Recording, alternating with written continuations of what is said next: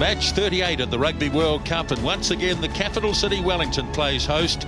As we cross the suburbs from the airport over the harbour, we arrive eventually at the Wellington Regional Stadium, which has hosted top-class rugby since the iconic Athletic Park closed back in 1999.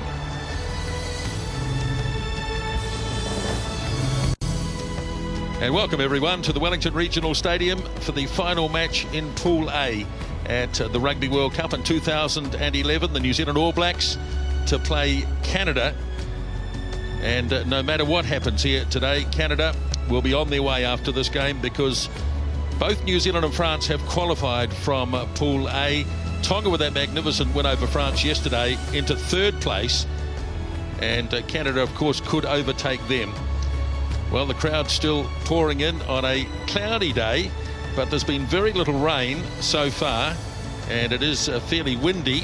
But of course the stadium isn't closed, and so it will be swirling for the goal kickers in particular here at the stadium in Wellington.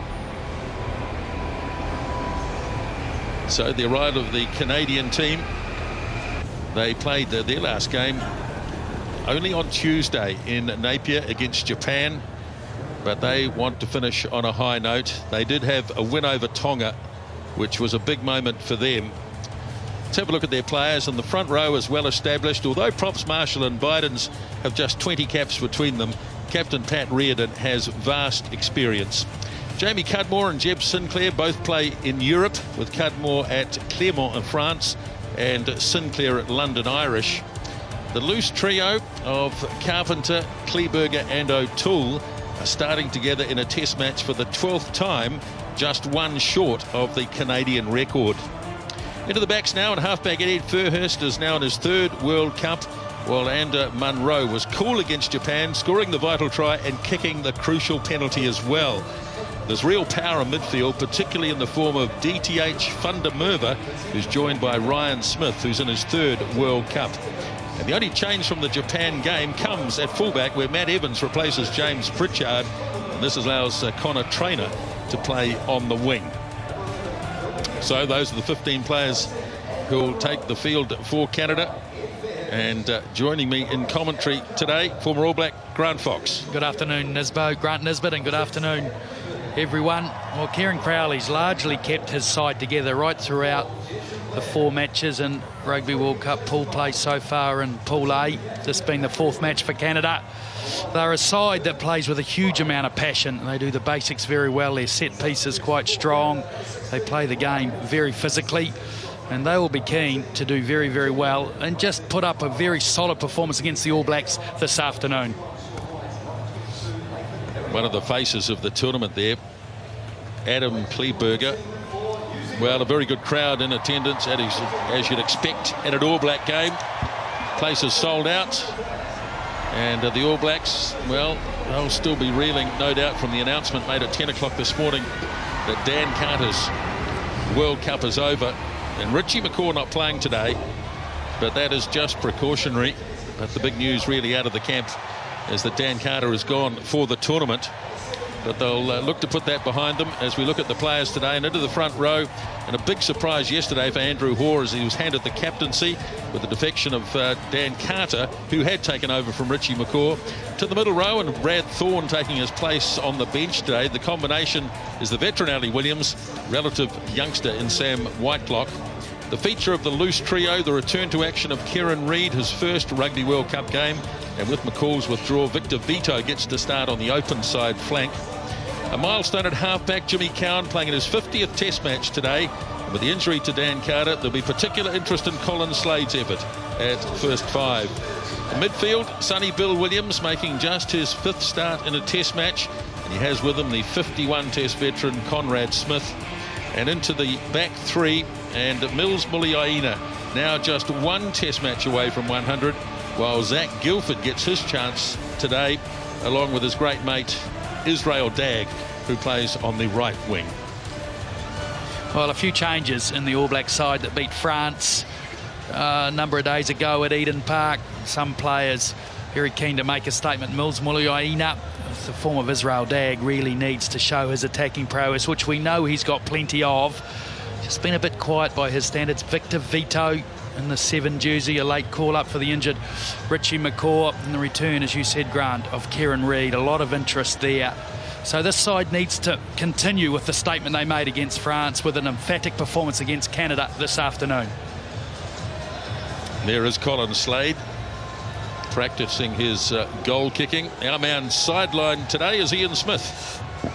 Yes, Grant, just to have a look at the toss here, and the result of which meant that the All Blacks will play from right to left as they run out right to left, which means they will be playing into the northerly breeze to begin with. So Canada, they want to use it well, they want to kick well, and if they can get quality position themselves into positions of authority in the first 40.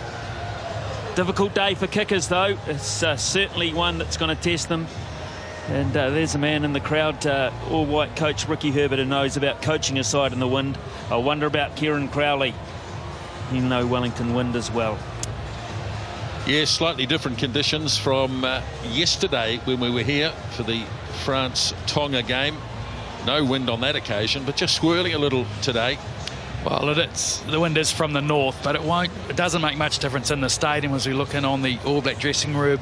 There, Andrew Hoare, captain today, with some final words and input from some senior players as well. They'll be looking to start this game well.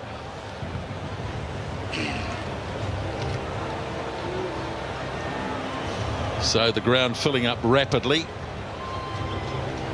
Around about 35,000 in attendance once everyone is in place. There's a bit of support here for Canada. Just looking around, there's quite a bit of red and white. Lots of Canadian flags, lots of support for the All Blacks, of course, where a lot of New Zealand fans seem to just take to dressing up in black. I think it's pretty standard part of people's wardrobes in New Zealand. They've got something black in there. Yes, you can't help think that it's a very different crowd to what we had here yesterday with the Tongan fans. I think every single one of them bought a flag.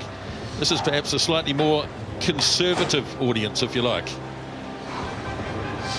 So the two teams assembling outside of their dressing rooms, and we await the call of the Pukaya, which will welcome the two sides onto the stadium.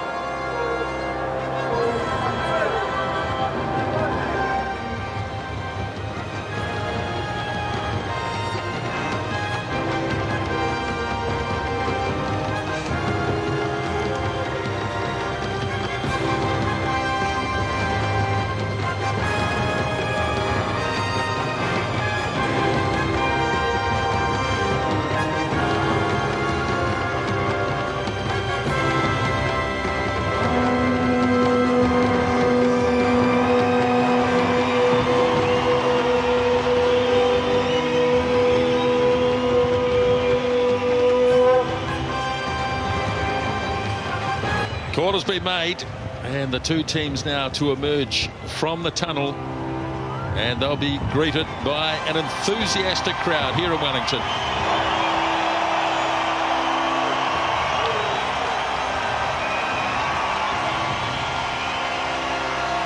Well, Coach Crowley has made just 2 changes to a starting lineup throughout the whole tournament. And today, just 1 change from Tuesday against Japan. It comes at fullback, where Matt Evans replaces the injured James Pritchard, and Evans' place on the wing goes to Connor Traynor. And a few changes from the team originally named by the All Blacks, notably no McCaw or Carter, with the latter now out of the tournament altogether. Carter's place taken by Colin Slade, McCaw's by Victor Vito, with Andrew Hoare taking over the captaincy. Also back today, Muliaina Guilford, and Kieran Reid plays his first game of the entire tournament. Well, because of the coach's preference for starting the same team, not many of these Canadian players have seen 80 minutes. With an All Blacks bench today that is 4 forwards and 3 backs split.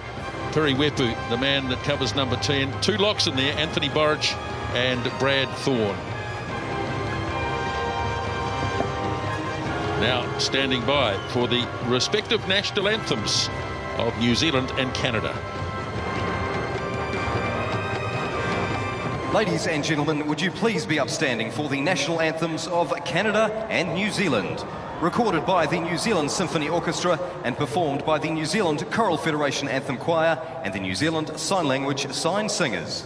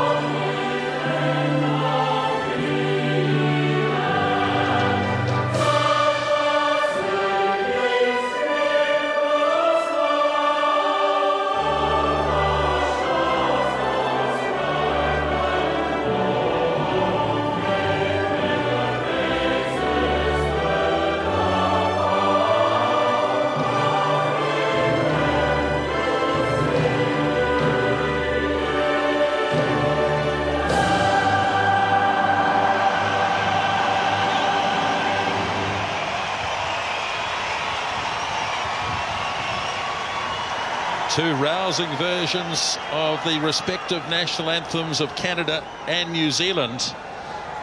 And now the All Blacks to perform the traditional haka.